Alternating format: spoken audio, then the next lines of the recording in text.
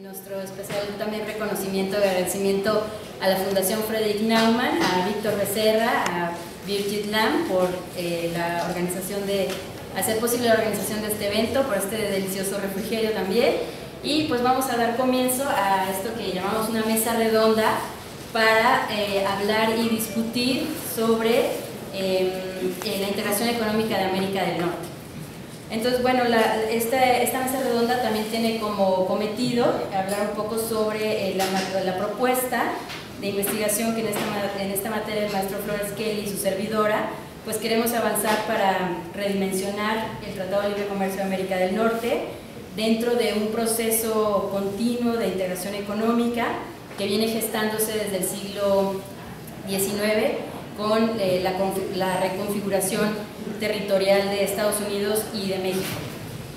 Bueno, entonces, pues vamos a dar comienzo a esta mesa. Les presento a la doctora Mónica Gambriel Rupert. Su currículum es bastante amplio, doctora. Nos da mucho gusto que nos visite aquí en la Anáhuac y que pues este sea el inicio de mucha comparación también con otras universidades de prestigio como es la UNAM y el CISAN. Entonces, pues le cedo la palabra, estamos muy interesados en escuchar. Muy buenos días. A mí me pidieron hablar del futuro de América del Norte y eso pues da muchísima amplitud, ¿verdad? De alejarse un poco de las estadísticas sobre el pasado y presentar una visión, tal vez un poco más subjetiva, pero una visión del futuro. Entonces voy a tratar de hacerlo y fundamentar lo que Entonces, básicamente la tesis, y pido por favor que me señalen los tiempos. Sí, que no traigo ya con el celular, ya no uso reloj. Entonces, la tesis vendría siendo que, pues que hay una nueva agenda para la integración del norte.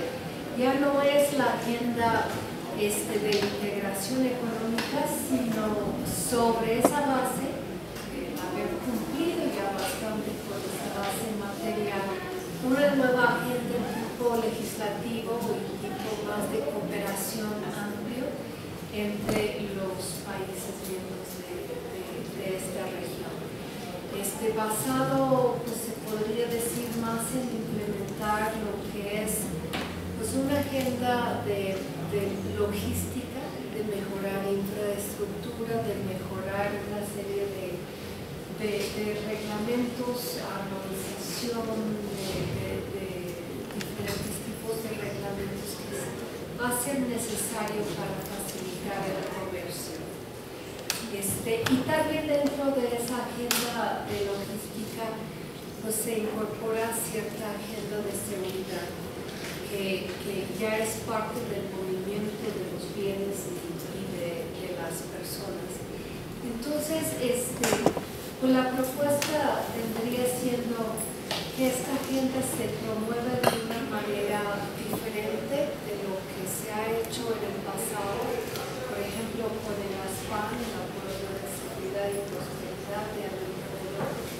No es de que haya habido nada malo en esa agenda, sino la forma de presentarse y de venderse por lo menos Estados Unidos y México no fue afortunado, fue tomado como una especie de agenda secreta, pues una especie de segundo Telecal, pero que no iba a pasar por las legislaturas, en fin, al grado de que en Estados Unidos Barack Obama se alejó de ello, ¿verdad? Dejó de asistir durante 3 años a las reuniones.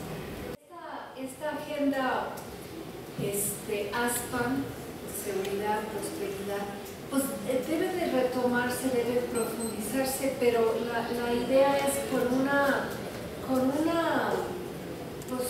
ánimo muchísimo más abierto frente al público, frente a la sociedad civil, en que pues, abiertamente y orgullosamente participa el sector privado en ello. O sea, no pasó ya la época en México en que la IP no debería de participar en política. O sea, una agenda pues que sí puede pasar por la legislatura. Es una agenda que no tiene que de alguna manera esconderse tras una serie de resoluciones de ejecutivos pasados 24 de diciembre, la noche, por el Congreso, en fin, y han habido ejemplos de ese tipo de cosas. Entonces, en ese sentido, parte de esa agenda yo creo que va a tener que ser también inmiscuirse en una serie de temas relacionados a la promoción del desarrollo, a una agenda más amplia, porque esta forma de integración que se está aceptando en América del Norte es una agenda que somete a los tres países a mucha presión. Es una agenda no solamente de integración regional, es una agenda de globalización galopante en que se da ya en México, creo que vamos en 44 acuerdos de libre comercio y Estados Unidos por el estilo, pero implica nada menos que la integración de Asia dentro de lo que es América del Norte. O sea, América del Norte se tiene que abrir prácticamente pues, al libre comercio con Asia, no a través en el caso de China con un acuerdo o alguno, pero sí con una serie de decretos que implican que los productos chinos entren a México y estos se incorporen en la producción, que es lo que comparten en el resto de América del Norte. Entonces esta agenda de globalización tan apresurada, por lo menos en el caso de México, somete la sociedad a una serie de presiones que han creado una especie de separación en el país, de que hay por un lado a una parte de la población que participa plenamente en este programa de integración y hay otros que no. Entonces se necesita una serie de medidas tal vez más a nivel de cooperación política para ayudar a superar esa brecha. Bueno, entonces finalmente tengo que regresar sobre estos puntos y tratar de convencerles de que así sea.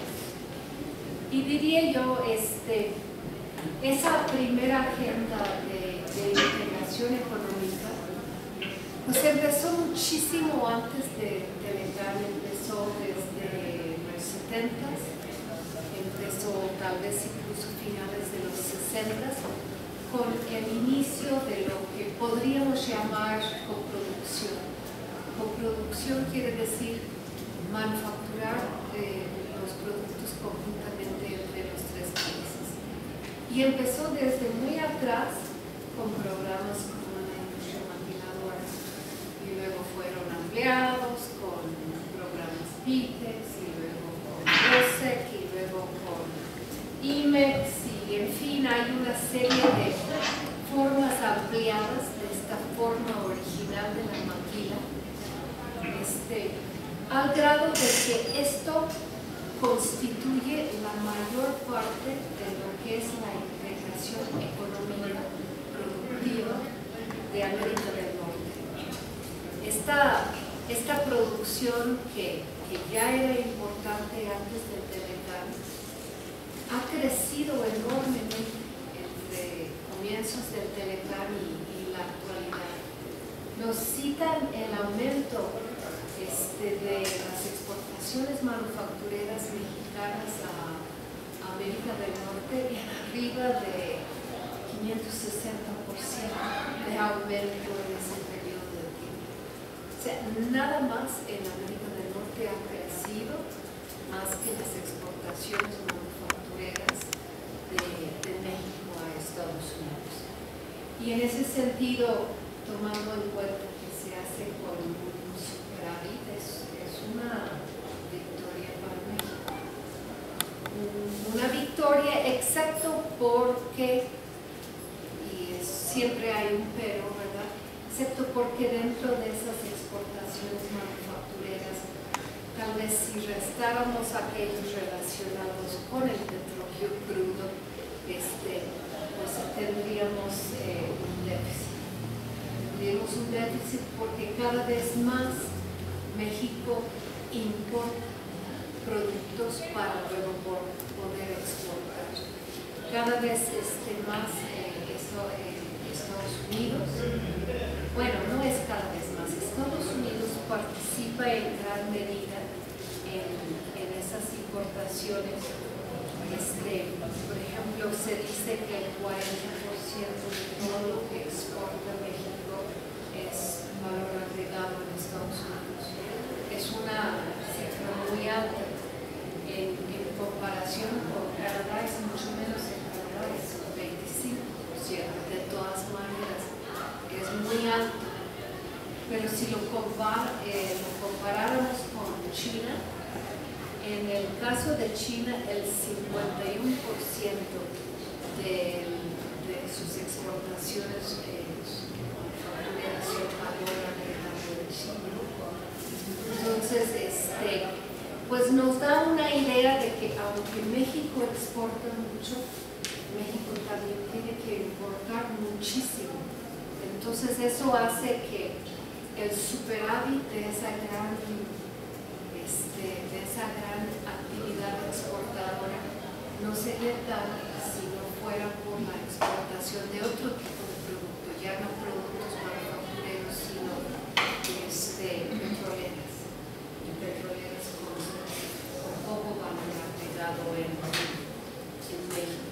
Una de las cosas que pues, yo he venido argumentando que es realmente fundamental para que funcione este acuerdo de libre comercio o esta integración económica es de que México agregue más valor a sus exportaciones.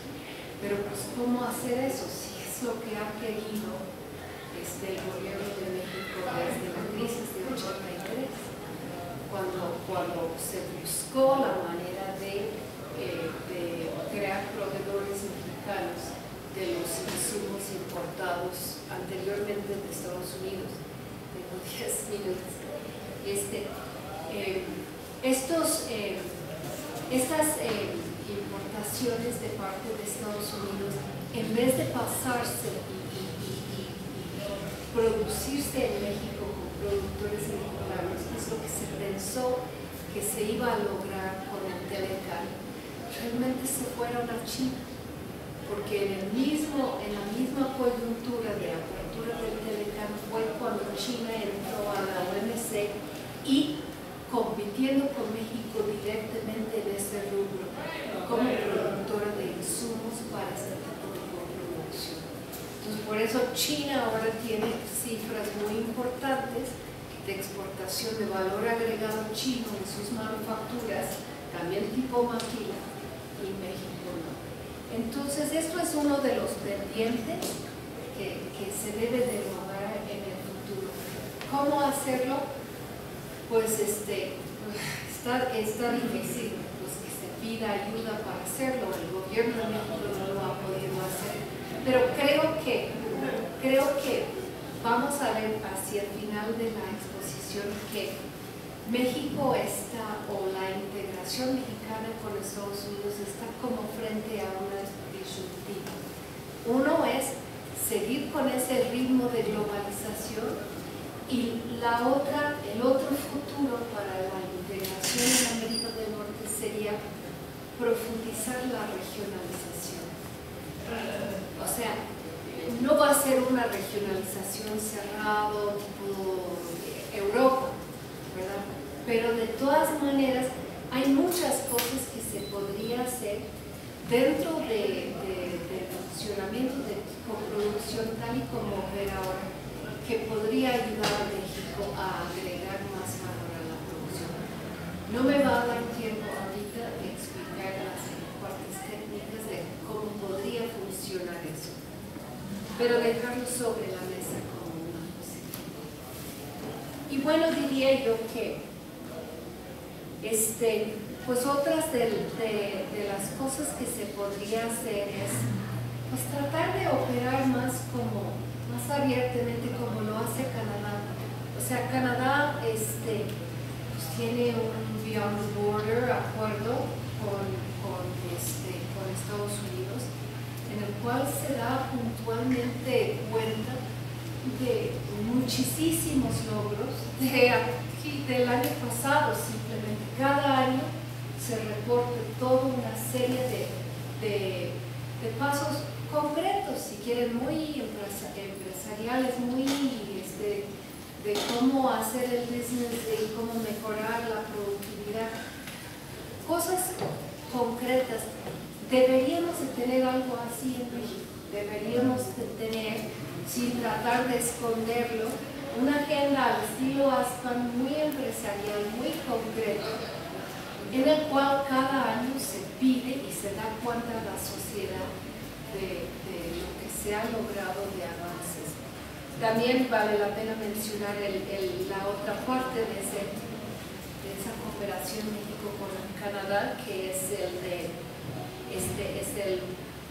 Regulatory Cooperation Council, ¿no?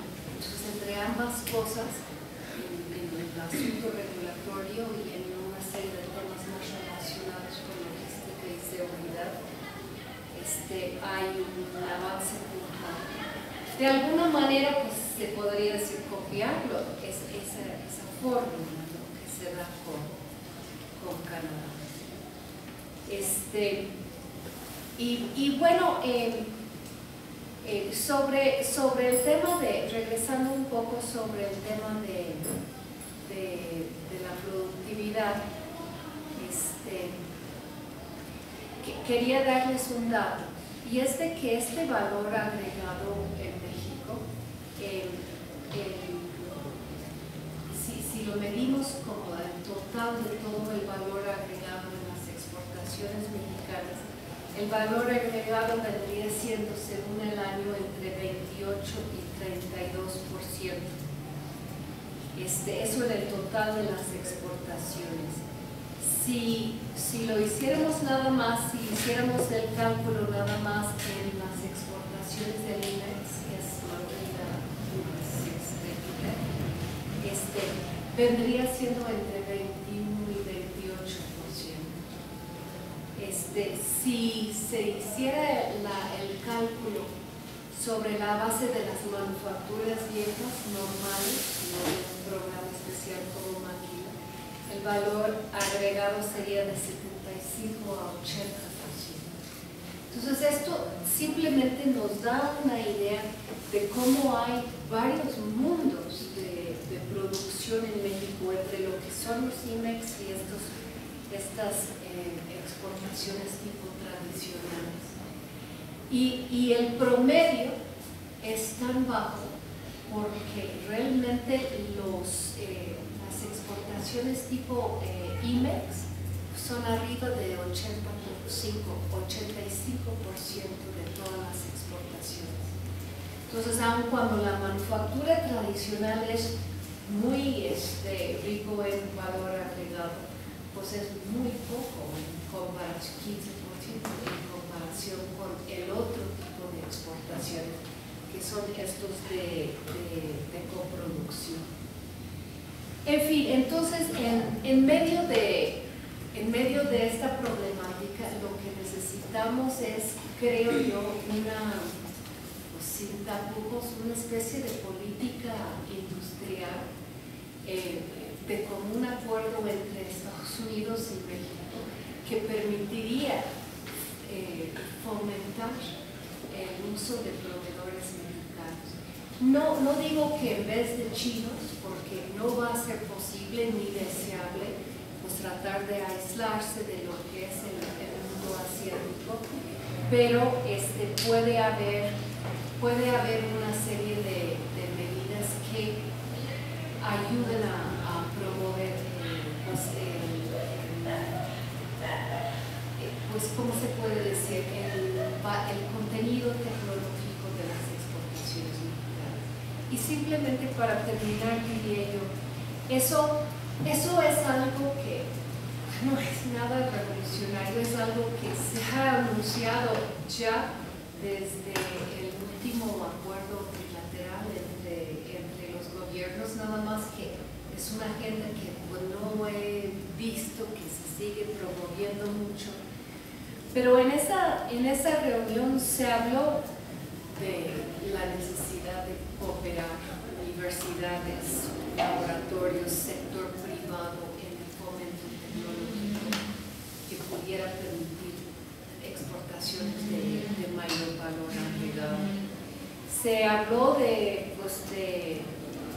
un programa, un consejo trilateral de investigación y desarrollo para la innovación.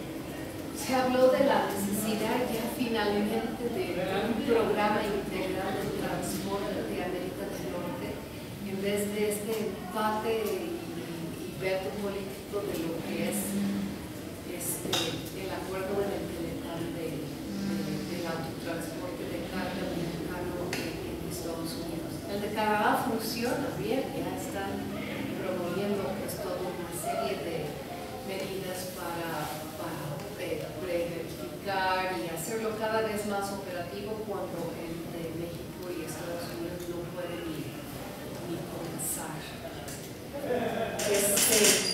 Corredores logísticas, cooperación energética, close clusters de desarrollo regional, pues movilidad laboral, todos estos temas fueron mencionados en esa reunión.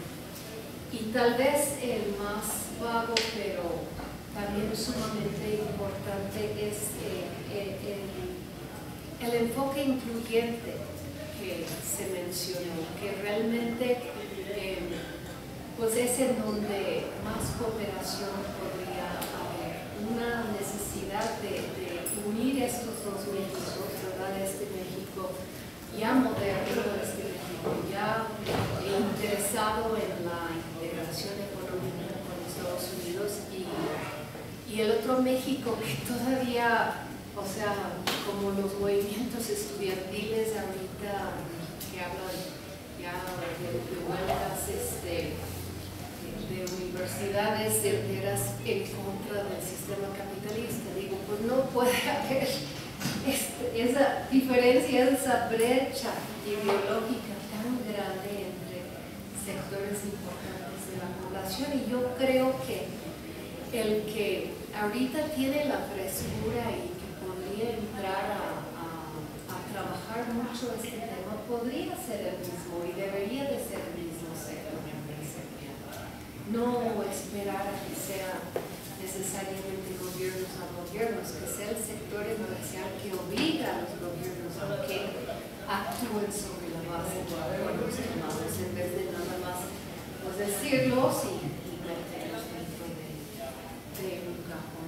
Entonces eso podría ser el futuro de América del Norte, pero igual y podría ser si no hubiera una gobernabilidad,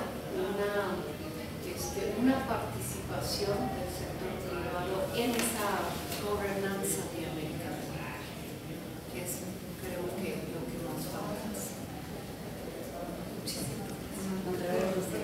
Jorge Flores Kelly pues, es un líder con una carrera multifacética y educación a nivel internacional, con una amplia experiencia profesional tanto en los sectores público como privado.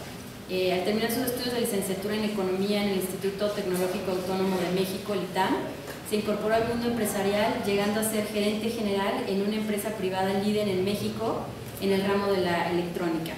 Al regresar de su maestría en Economía Financiera y de Negocios en la Universidad de Essex, Inglaterra, se formó como consultor profesional en la reconocida firma Arthur D. Little, en la que llegó a ser consultor senior en la práctica de estrategia y organización para la Oficina de México. Bueno, siguiendo su instinto emprendedor, fundó en 2002 su propia empresa de consultoría de negocios en estrategia, finanzas y organización, Aporta. Y bueno, esta empresa apoya empresas y organizaciones a alinear sus estrategias de negocios con sus estrategias financieras y organizacionales. ¿Qué más? y bueno, pues recibió el primer lugar en el Premio Banamex de Economía, ha publicado diversos artículos en publicaciones enfocadas a la administración de empresas y la economía. En diciembre de 2011 publicó el libro México Piensa Positivo, que creo que muchos de ustedes, bueno, ya todos lo han leído, este libro. Luego le pasamos una copia de las reflexiones críticas que hicieron a Jorge. Y bueno, pues este libro, una conversación de posibilidad para México, va ya en su tercera edición, y en este libro pues presenta un México poderoso con datos duros que son contraintuitivos, pues rompen con el acuerdo generalizado o con las verdades del momento actual respecto a la situación de nuestro país. Entonces pues te recibimos con mucho gusto, Jorge, gracias por estar aquí con nosotros. Muchas gracias. Y compartir pues este proyecto juntos, ¿no? Que estamos elaborando en coautoría este proyecto de investigación sobre lo que es la integración económica de América del Norte.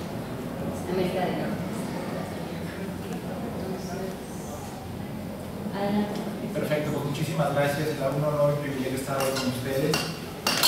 Un gusto, muchas gracias a la Fundación por el patrocinio, a la universidad, y la invitación de la doctora Labastida. Muchas gracias. Y bueno, voy a empezar un poquito platicando de lo que es este trabajo de investigación, qué es lo que está cubriendo y qué es lo que estamos nosotros viendo como el fenómeno de lo que es la integración económica de América del Norte más allá del TLC. Básicamente vamos a hablar un poquito de lo que son como las bases de lo que nosotros estamos planteando en nuestro análisis, un poco la revisión de la literatura, lo que llamamos nosotros la paradoja de NAFTA o del TLCAN.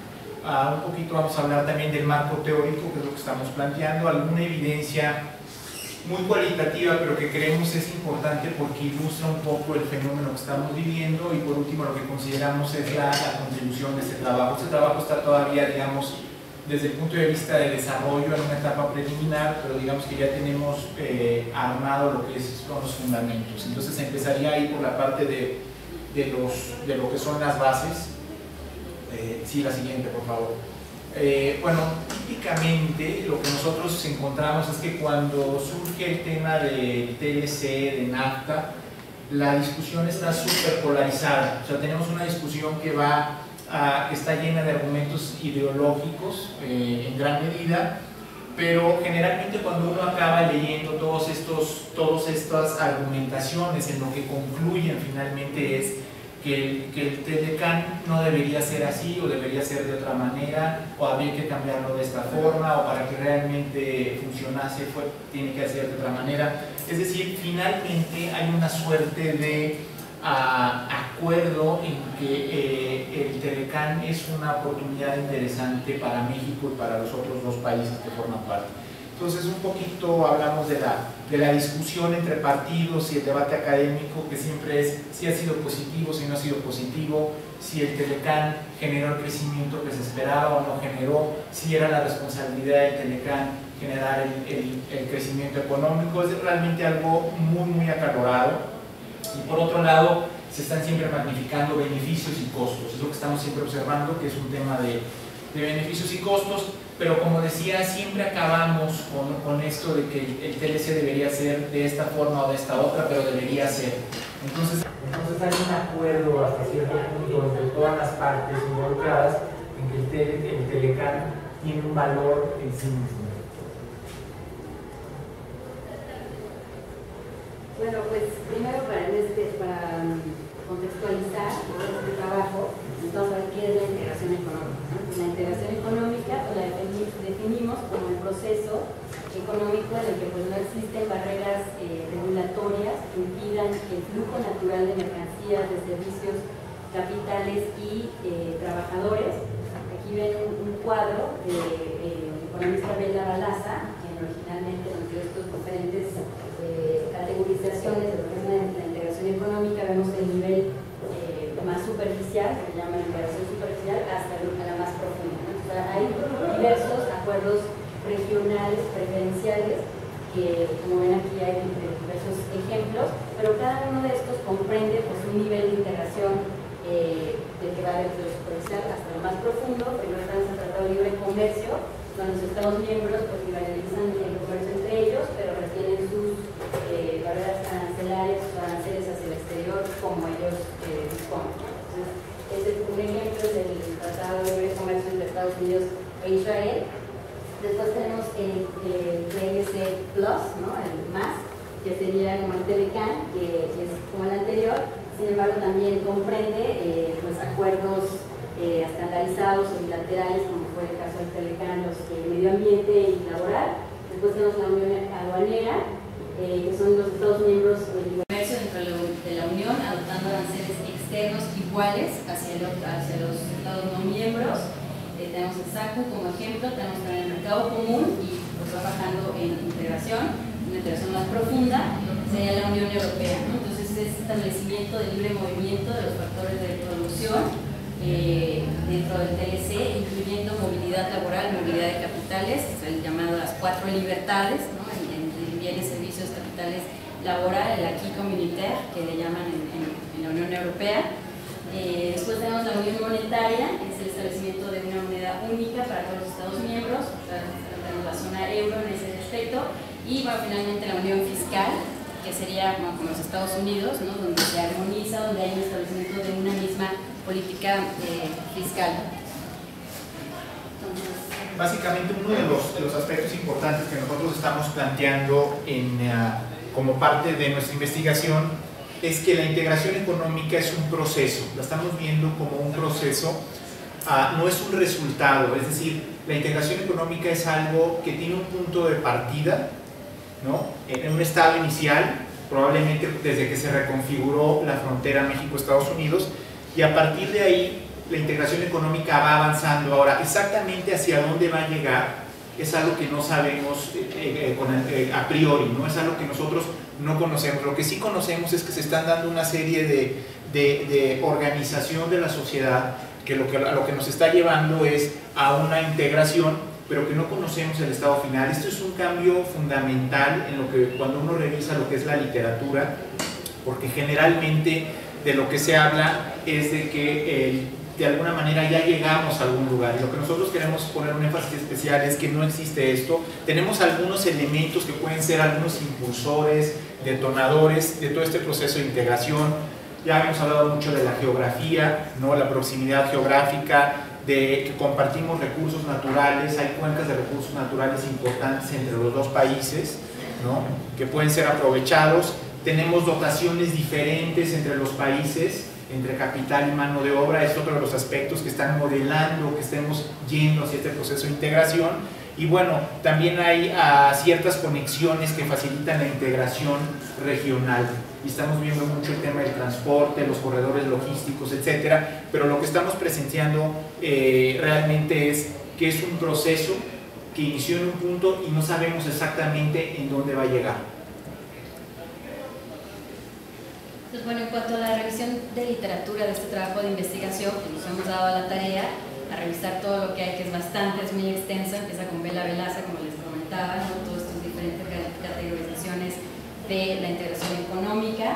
Entonces, bueno, pues vamos a revisar toda esta información: integración económica regional, integración económica global, lo que le llama este profesor en economía, especialista en economía internacional, Richard Baldwin, la multilateralización del regionalismo. Y bueno, pues evidentemente revisando también las principales teorías del comercio internacional, como el teorema de Heckscher-Ohlin, los modelos gravitacionales en el comercio, ¿no? Que a estas fuerzas que por la proximidad geográfica pues tienden a impulsar más comercio. Se ve esa intensidad del comercio entre los estados fronterizos del norte de México con los estados fronterizos del sur, etc. Entonces, bueno, para un poco la presentación. Y luego esta otra parte también de la literatura que nosotros cubrimos, que es parte de la aportación de este trabajo, es pues revisar todas estas teorías que hay sobre el orden social espontáneo, que muchos teóricos anteriormente las han desarrollado.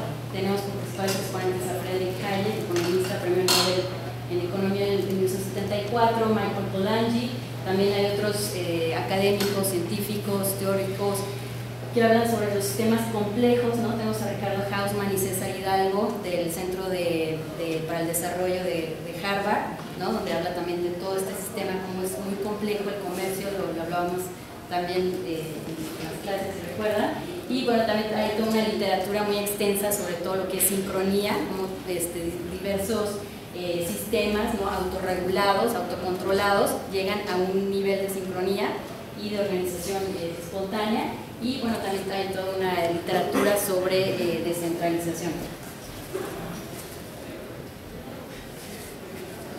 Bueno, esto nos lleva a nosotros a todo este proceso que vemos paulatino de evolución, que partimos de un lugar y no sabemos a dónde llegar, nos lleva a nosotros a plantear lo que le llamamos la paradoja del Telecán.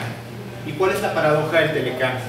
De que a pesar de que el Telecán es considerado para muchos el mayor hito en la integración económica de América del Norte, es en realidad un hito más en un proceso continuo desde el que partimos y no sabemos a dónde vamos a llegar. Entonces, no es que el Telecán es a donde llegó el proceso de integración, sino el Telecán en realidad es una parte de un proceso. De alguna manera, cuando nosotros iniciamos esta investigación, la consideración era qué representa el Telecán, qué hito es respecto al proceso de integración, y cuando nosotros planteamos nuestras preguntas de hipótesis, lo que encontramos, y vamos a ver un poco más adelante, es precisamente que es un hito más en una serie de acuerdos y de evoluciones que se dan y que no han terminado, y que en este sentido el Telecán nos llevó a un punto en el que estamos ahorita. Entonces, no nace del Telecán propiamente el proceso de integración económica. En realidad, el proceso de integración económica precede al Telecán.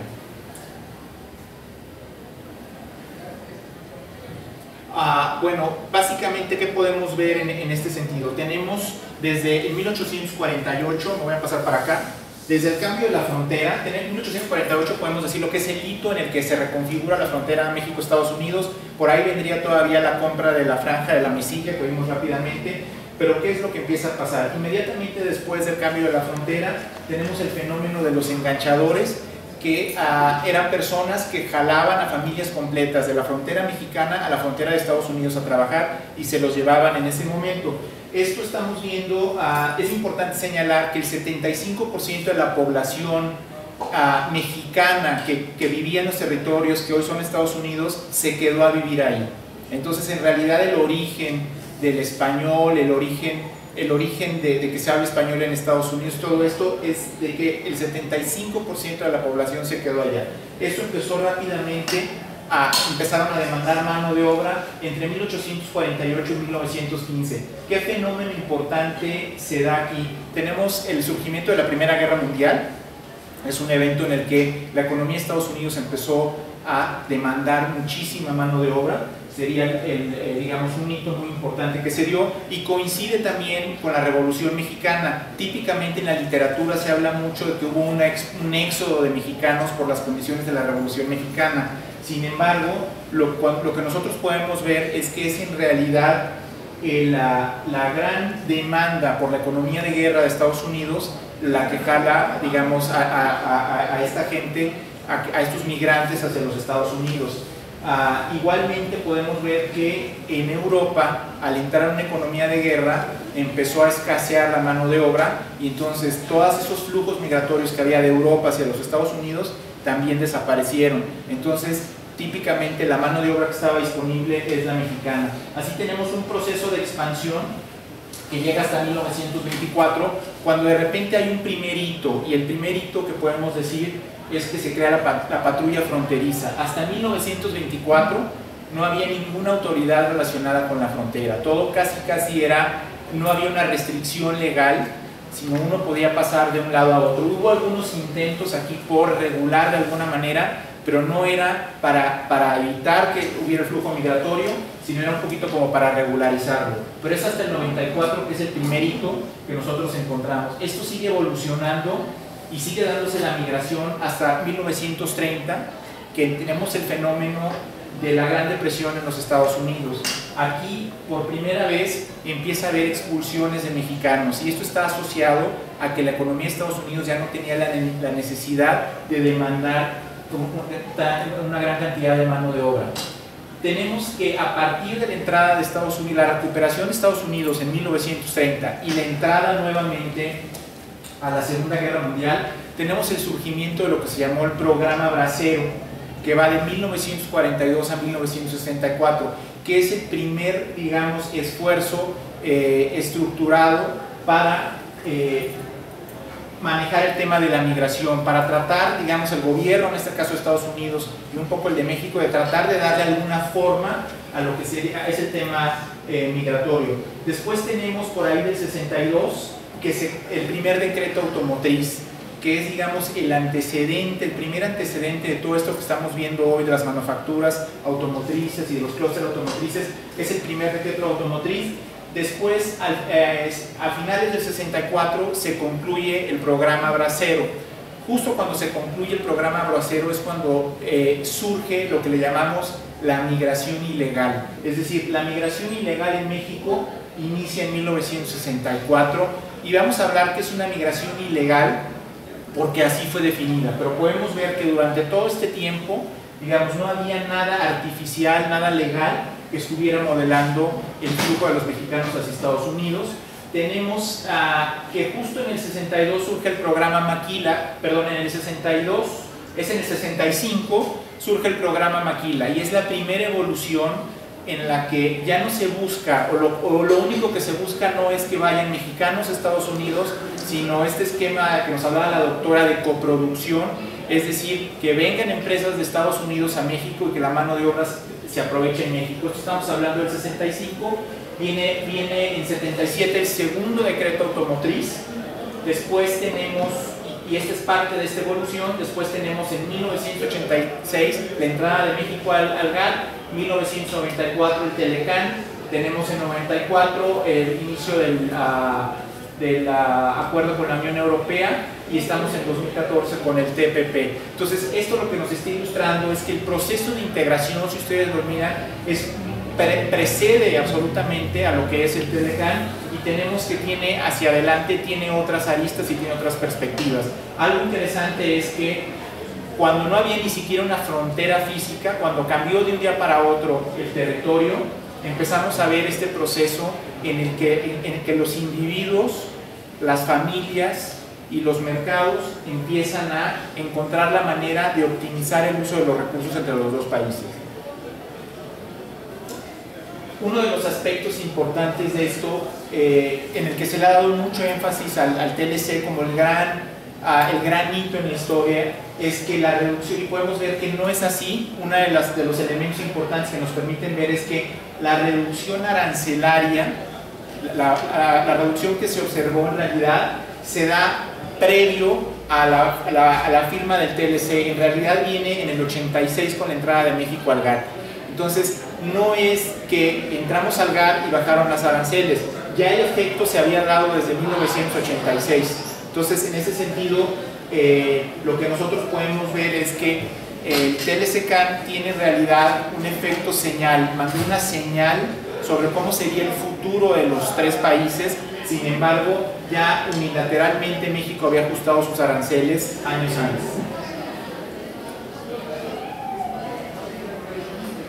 Otro de los aspectos que podemos ver y que ha sido una de las grandes críticas al Telecán es que el Telecán dañó al sector agrícola. ¿Alguien ha escuchado eso?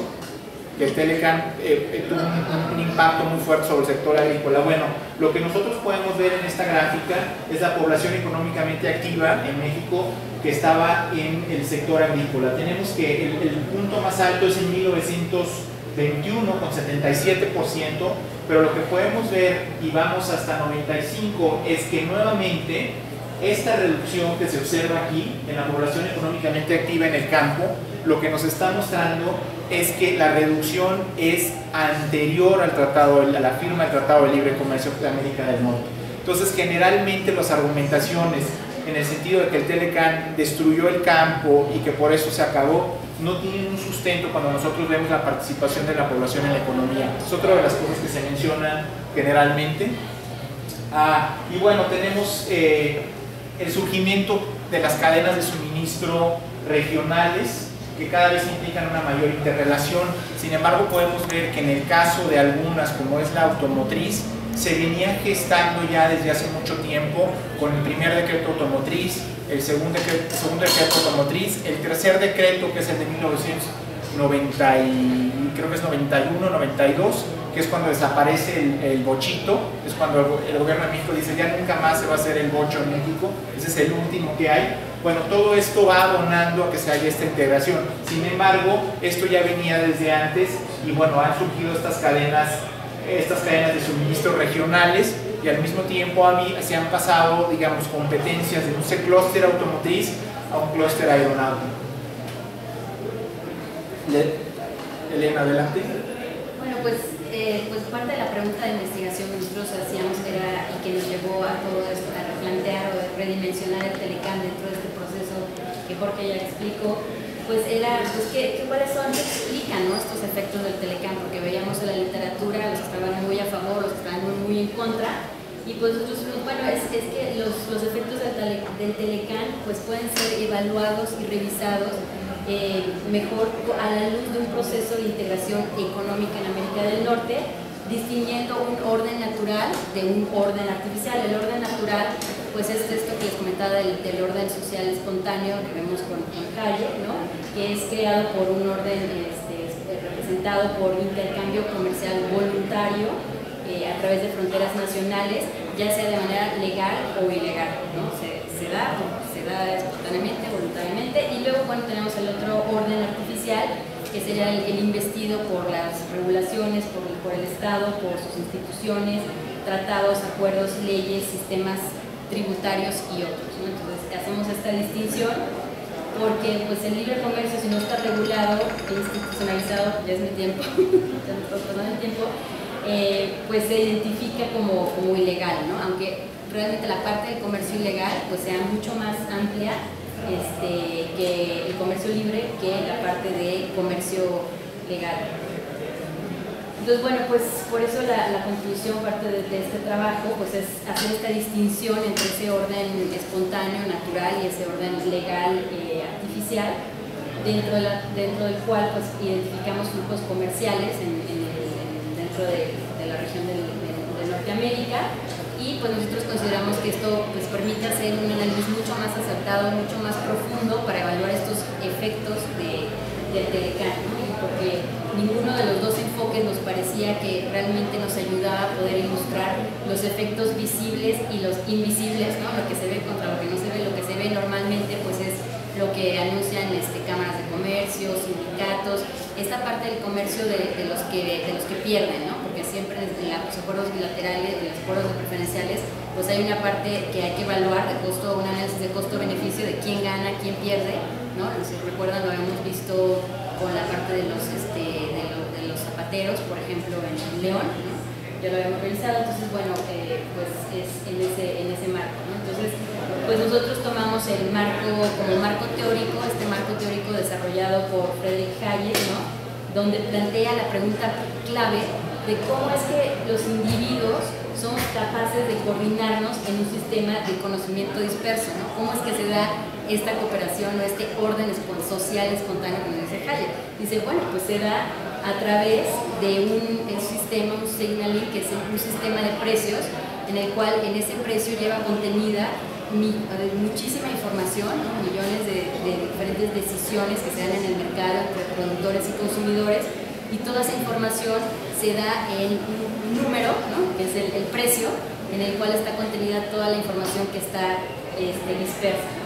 Entonces, bueno, pues él dice que esto es una cooperación pues, que se da de manera libre, voluntaria, entre consumidores y productores, y pues que finalmente eso se da también gracias a que las personas, ¿no?, cuando tienen esta posibilidad, pues eligen cómo utilizar de la mejor manera sus propios recursos para satisfacer sus necesidades, sus deseos y resolver problemas, ¿no? Entonces aquí pues les pongo estas citas de Hayek, ¿no?, que nos decía que actuar creyendo que poseemos el conocimiento y el poder que nos permite moldear los procesos en la sociedad conforme a nuestro deseo, conocimiento que de hecho no poseemos, pues es probable que nos lleve a hacer mucho daño, ¿no? Entonces esto es en referencia o en relación a las políticas públicas, ¿no? Nosotros si creemos en la política pública, quiere fijar un precio, quiere fijar un arancel, un nivel de aranceles, etcétera, pues desconoce toda esta información que está dispersa en el mercado, y que esto nos conduce, muchas de estas políticas públicas, a que precisamente hagan, pues produzcan consecuencias inintencionadas, ¿no? Que no era la intención de esa política, estaba la política con una intención de hacer bien, pero al final, como desconocemos toda esta información, pues nos hace hacer más mal que realmente bien, ¿no? Por más buena intención que haya habido en el desarrollo y el diseño de esa política pública. Entonces, bueno, Jaime nos dice que la extraña tarea de la economía pues es mostrar a los hombres lo poco que realmente saben acerca de lo que se imaginan que pueden diseñar, ¿no? Todas estas políticas públicas que intentan diseñar y que tratan de crear o desviar comercio, ¿no? En este caso el comercio internacional, pues realmente es muy difícil de poder diseñar esto, ¿no? Y eso lo dice en su libro de La fatal arrogancia, los errores del socialismo, en el cual pues hace un llamado, ¿no? A todos los economistas, a los tomadores de decisiones públicas, a ser más humildes en su conocimiento y el reconocer que realmente pues, somos bastante, no podemos nosotros agregar de una manera eficiente todo este conocimiento disperso que existe en la economía de una manera eficiente. Bueno, pues, todo esto pues, lo veo pues, parte de este marco teórico, ¿no? que venimos mostrando, ¿no? Que es necesario, sí, es necesario contar con ciertas instituciones que garanticen la libertad económica en el sentido de que garanticen la propiedad adquirida, imparcialidad en la solución de controversias, por ejemplo, y que este orden legal, entonces, pues para que pueda funcionar de una manera adecuada en el mercado, pues debería estar alineado con esta idea de la libertad económica, pues es la que responde mejor a este orden social espontáneo. Entonces, pues el proceso de integración económica es un fenómeno latente que proporciona a los individuos, consumidores y empresas productores pues, enormes beneficios si estos dos órdenes están alineados. Entonces, bueno, ahora la evidencia. Sí, justo retomando ese punto de la doctora Labastida, que es muy importante, lo que nosotros vemos es que es en realidad el impulso de la integración está dado por los individuos, las empresas y los mercados, es decir, no viene del gobierno, no es algo que sean los gobiernos los que están creando, digamos, este proceso de integración, sino que de forma espontánea, como vimos a través del tiempo, ha ido surgiendo esta cooperación entre los individuos, las empresas y los mercados que ha dado como resultado el proceso de integración. Los gobiernos de alguna manera han buscado poner algún tipo de regulaciones, unas de un tipo, otras de otro, para digamos, darle un cauce, y eso en sí mismo genera algunas distorsiones. La idea aquí es comentar algunos de los proyectos que silenciosamente están ocurriendo mientras nosotros estamos hablando, pero que muestran este espíritu espontáneo de colaboración entre los países, entre los individuos y las empresas, y que están teniendo un hito. Uno de ellos es el Corredor Económico de América del Norte. México concluyó hace un año la carretera Durango-Mazatlán, la carretera Durango-Mazatlán, y creo lo que le llaman el Corredor Económico de América del Norte, es decir, el punto más barato y más corto para mandar mercancías de Asia a la costa este de los Estados Unidos es entrando por Mazatlán. En Mazatlán se entra por aquí y de repente esto se puede desviar a Laredo, o se puede ir a Tamaulipas, a Matamoros, vía ferrocarril o vía transporte de rueda. ¿Y qué es lo que esto nos genera? Bueno, que esto le da una gran competitividad a la región. Estos proyectos que se han impulsado como este son proyectos que están teniendo un impacto y van a tener un impacto muy importante en la competitividad general del bloque de la región, y son cosas que están alterando dramáticamente. Justamente hablábamos del transporte. Bueno, lo que estamos viendo es que transportar por México con camiones mexicanos con esta nueva infraestructura pues es más barato y más rápido que meterlo por Seattle o meterlo por Long Beach, que son las dos alternativas típicas para llevar a Nueva York o la costa este de Estados Unidos. Entonces es uno de los ejemplos de cómo hay esta colaboración que se está dando y avanzamos. Otro es el proyecto del tren bala San Antonio-Monterrey. Este proyecto lo están impulsando dos grupos empresariales de los dos países. ¿Qué es lo que busca? Conectar San Antonio con Monterrey, un viaje de 500 kilómetros en un tren de alta velocidad. Incluso se habla de la posibilidad de que este troncal que viene desde Oklahoma pase ahorita por San Antonio, y de San Antonio baje incluso a conectarse con el tren bala Querétaro, México, que es el proyecto que está ahorita haciendo la actual administración. Entonces, nuevamente, dos grupos de los dos países empiezan a ver una oportunidad y se está creando este corredor. Otro de los temas es el puente migratorio del aeropuerto de Tijuana-San Diego. Este es un hito muy importante.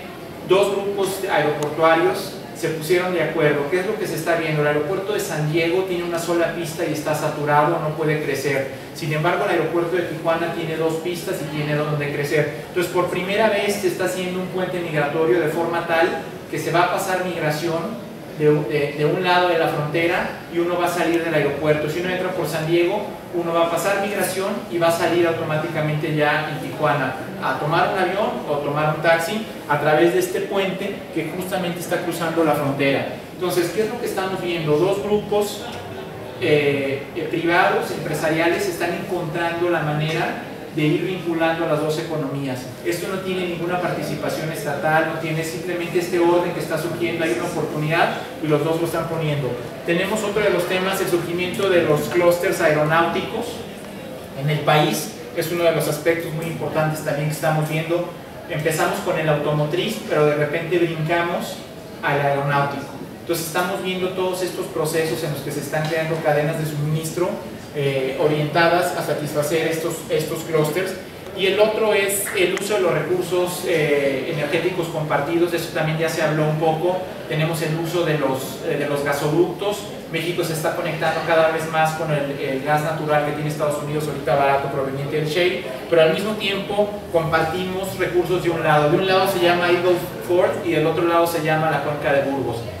Son la misma geología, están de los dos lados, pero este aprovechamiento de los recursos naturales está creando las interrelaciones para poderlo desarrollar. Igualmente es el caso de aguas profundas, que compartimos también mucha riqueza en los dos países. Y este es una...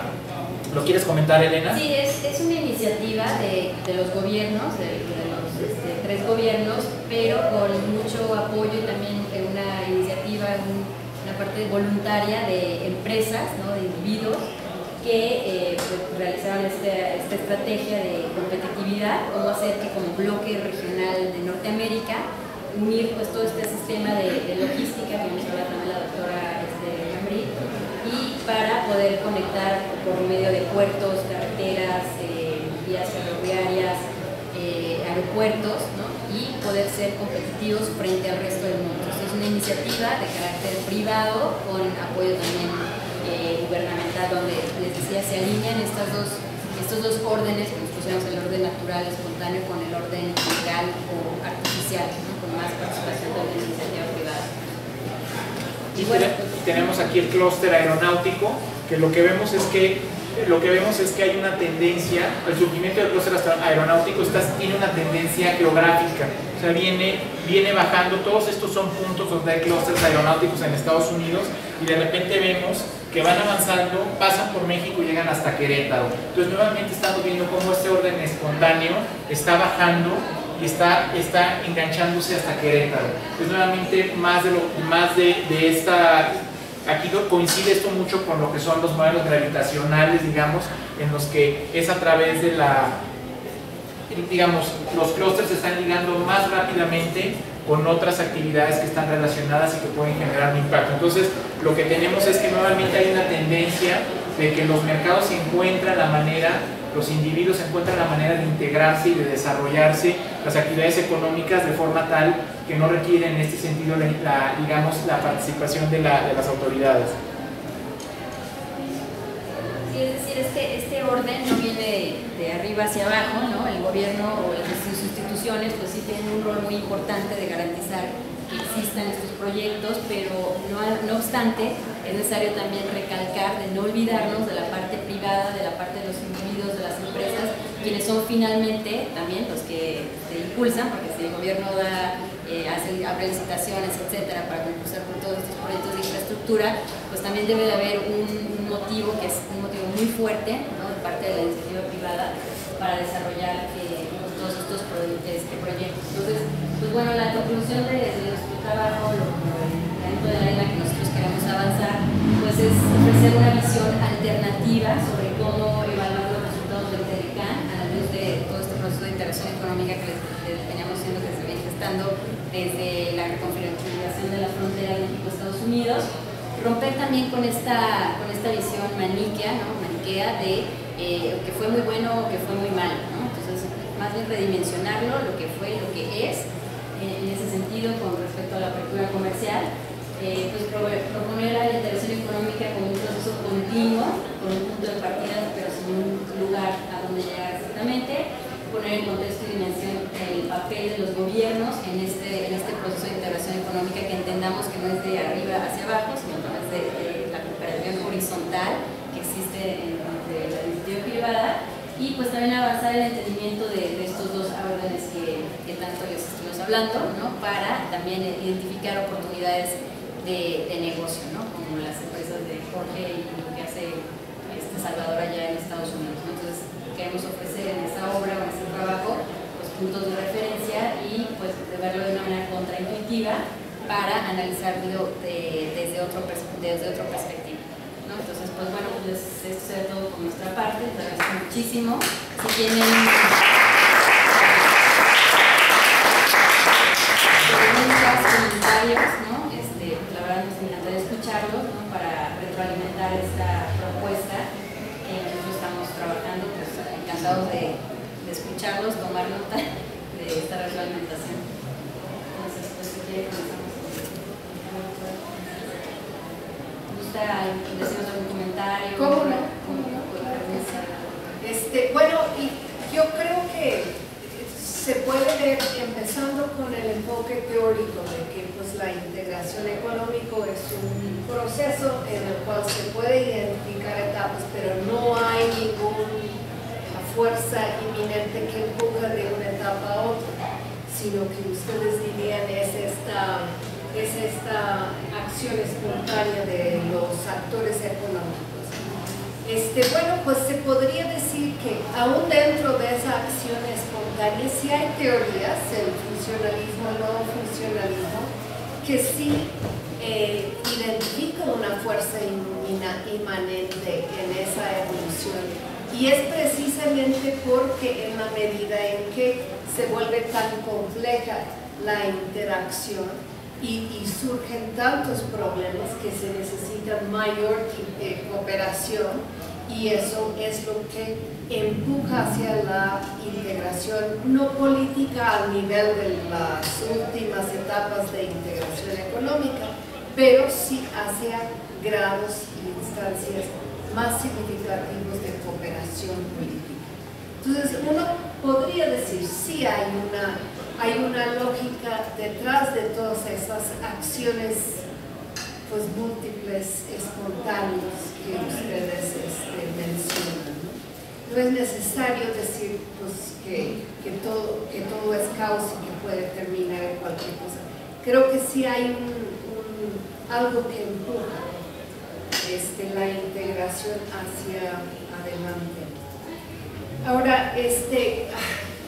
hay mucha confrontación entre la recomendación mía de política económica y la de ustedes de que hace puro daño, ¿verdad? De que eso es lo que crea distorsiones. Pero, por ejemplo, en el tema que más desarrollé, que es ese del valor agregado, es cierto que ha habido políticas públicas en México tendientes a eso, pero no han funcionado, estoy de acuerdo. O sea, empezando PIC, o sea, una serie de intentos de parte de México que han creado mucha burocracia. Y sin embargo, es lo que está detrás de mucho de la integración, porque esos programas del gobierno, esos programas son lo que ahora se han convertido en el decreto de diciembre, 24 de diciembre, a que hice yo referencia por ahí de que fue 86, creo, en el cual se bajaron todos los aranceles sobre las importaciones de bienes intermedios y bienes de capital de todo el mundo, unilateralmente. O sea, esos decretos que fueron del gobierno son muy semejantes a lo que se ha hecho, que a lo mejor ustedes llamarían fuerzas del mercado. O sea, han habido coincidencias entre los programas del gobierno y lo que se ha dado en este proceso de integración. Entonces, la pregunta, bueno, sigue siendo como filosófico, pues, ¿cuál es el mejor?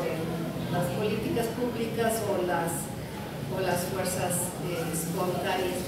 Y bueno, pues yo sé que en México las políticas públicas han sido ineficientes, pero por ejemplo estoy terminando ahorita un trabajo sobre China y es muy impresionante cómo ahí sí las políticas públicas han dado resultados. Ese 51% de valor agregado en las exportaciones tipo processing, tipo maquila, es altísimo y es debido a una serie de políticas públicas manejadas desde arriba.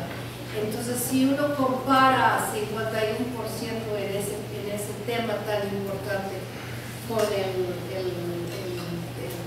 porcentaje de valor agregado 21 a 28% que tiene México en ese tipo de exportaciones, uno diría, pues ha sido bastante eficaz. Entonces, en fin, no sé si siempre había que empezar con necesariamente casándose con una posición ideológica o teórica así tan clara. Sobre todo porque también dentro de esta lista de ejemplos que ustedes dan de cosas espontáneas, desde los clusters hasta los corredores, todo eso lo que está construido sobre la base de una participación público-privada.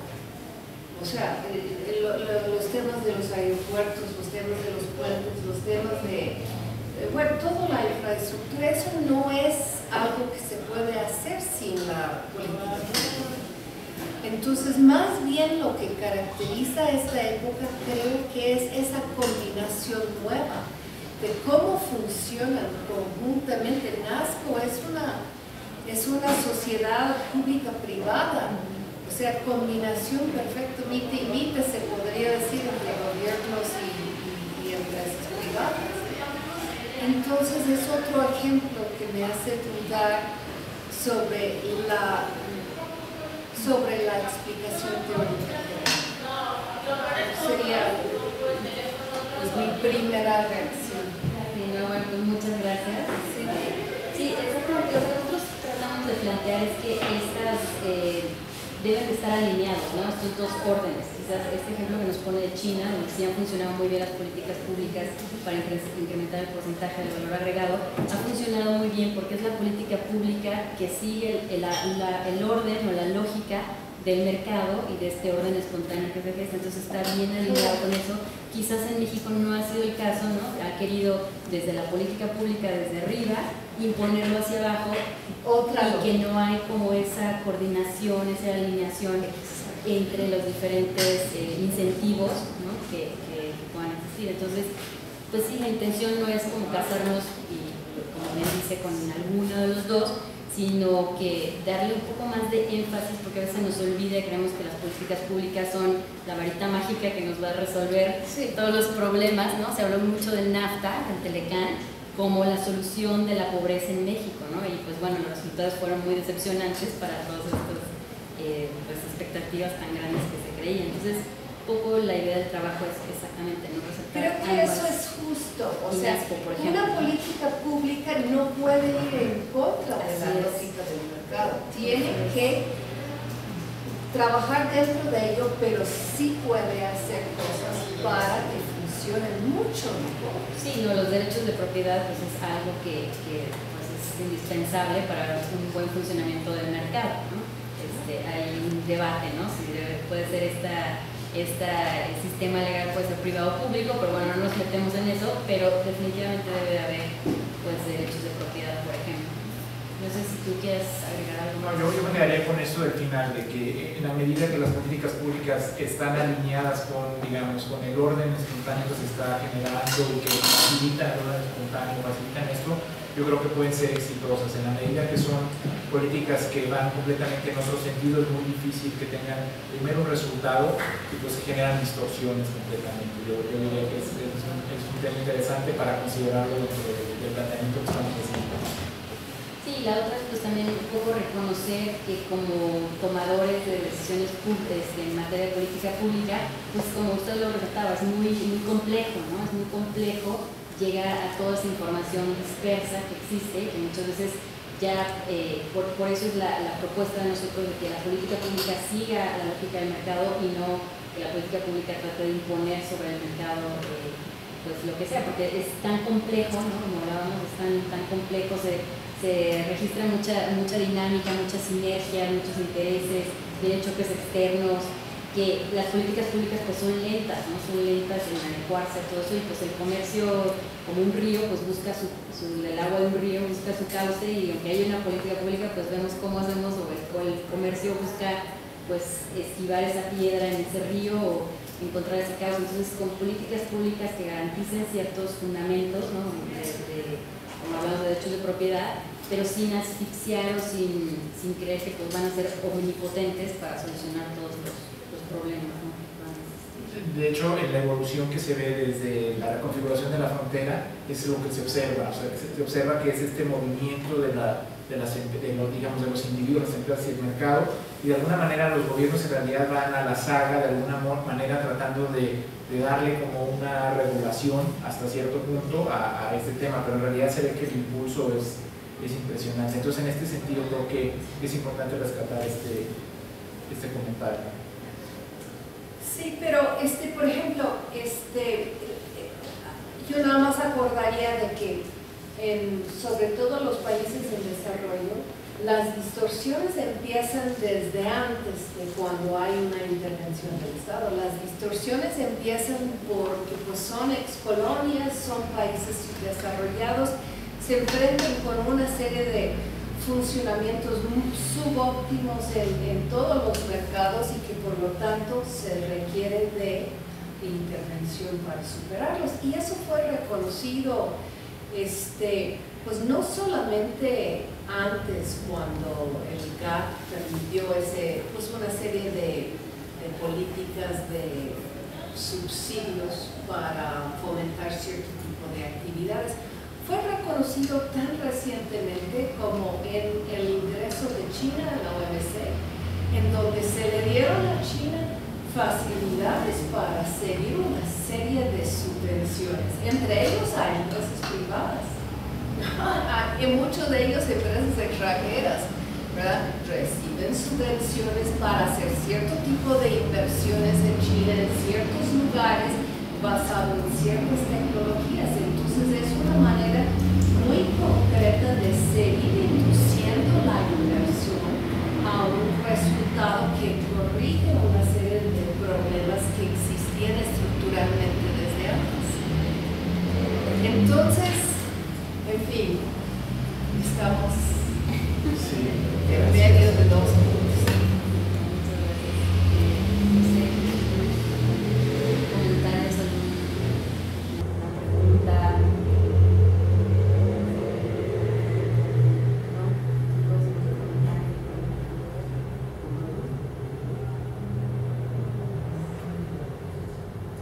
Nuevamente una disculpa por todas esas dificultades técnicas, ¿no? De esta manera. Y bueno, doctora, no sé si quiere agregar algo más, o Jorge, ¿quiere agregar algo más? No, digamos, con lo que yo me quedo es con ese tema del orden espontáneo y el tema de las políticas y los comentarios que hizo la doctora. Creo que es interesante ver eso como lo planteamos en nuestro trabajo, de forma tal que sea algo articulado, digamos, que es algo que a lo mejor ahorita no lo planteamos tan digamos, nos fuimos más por el otro lado. Sin embargo, lo que quiero decir es que tenemos este marco, este punto de vista desde el cual estamos viendo las cosas, y creo que a lo mejor es importante retomar algo de cuál ha sido el papel de las políticas públicas. Hablamos un poquito que iban a la saga, hablamos una serie de cosas, pero no entramos en gran detalle por el mismo tema del tiempo, pero creo que es algo interesante para hablar en el libro. Sí, de acuerdo, pues muy interesante reflexión. Trabajaremos sobre esta reflexión. Muchas gracias, doctora. Muchas gracias, Jorge. Muchas gracias, Víctor. Muchas gracias a todos ustedes por venir. Muchas gracias.